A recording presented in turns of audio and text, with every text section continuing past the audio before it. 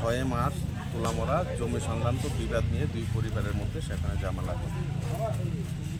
আমরা দেখেছি সেখানে এক পরিবারের মহিলা পুরুষকে মধ্যযুগীয় বর্বরতা তাদের হাত পা বেঁধে তাদের উপর সেখানে নির্যাতন করা হয়েছে। তাদের তরফ থেকে সেখানে থানায় মামলা দায়ের করা হয়েছে। মামলা করার পরেও আজকে 5 দিন অতিক্রান্ত, এখনও পর্যন্ত দুষ্কৃতিকারীদের গ্রেপ্তার করা হয়নি। সেই কারণে আমরা 33 কাকরাবন ব্লক কংগ্রেসের উদ্যোগে আজকে আমরা কাকরাবন থানায় আমরা গিয়েছিলাম।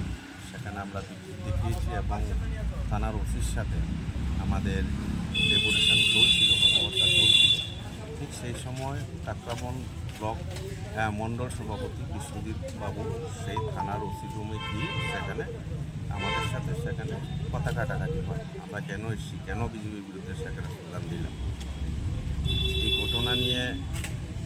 এই ঘটনায় আমরা অত্যন্ত সেখানে উদ্বিগ্ন হয়েছি যে একটা বিরোধী দলের কর্মসূচি চলাকালীন সময় শাসক দলীয় নেতারা থানার মধ্যে ঢুকে বিরোধীদের কর্মীদের সাথে এইভাবে অভব্য আচরণ, এটা খুব উদ্বেগের ব্যাপার। আমরা পরবর্তী সময় আমরা জেলা পুলিশ সুপারের সাথে কথা বলেছি এই ঘটনা নিয়ে, কারণ তাদের এমন একটা ভাব দেখলাম যে আমরা যখন থানা থেকে বেরিয়ে আসবো থানার মধ্যেই তাদের আক্রমণ করার একটা মানসিকতা দেখলাম। থানা থেকে বেরিয়ে আসার পর রাস্তার মধ্যে সেখানে ব্লক করা হচ্ছে, বিভিন্ন জায়গায় জমায়েত করা হচ্ছে আমাদের উপর আক্রমণ করার জন্য।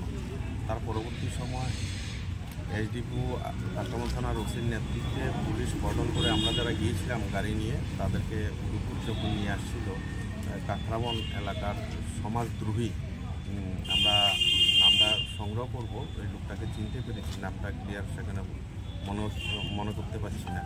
আমাদের সেখানে গাড়ির উপর সেখানে ইট নিক্ষেপ করেছে, আমার গাড়ি সেখানে ভাঙচুর করেছে, আমাদের আরকেপুর ব্লক কংগ্রেস সভাপতি সেখানে গাড়ি ভাঙচুর করা হয়েছে। এই যে ইট নিক্ষেপ করেছেন আমাদের কয়েকজন কর্মী অল্প বিস্তর সেখানে আহত হয়েছেন। এই ঘটনার আমরা তীব্র নিন্দা জানাই এবং দাবি করব পুলিশ কর্মকর্তাদের যারা এই নক্কাজনক ঘটনায় জড়িত তাদেরও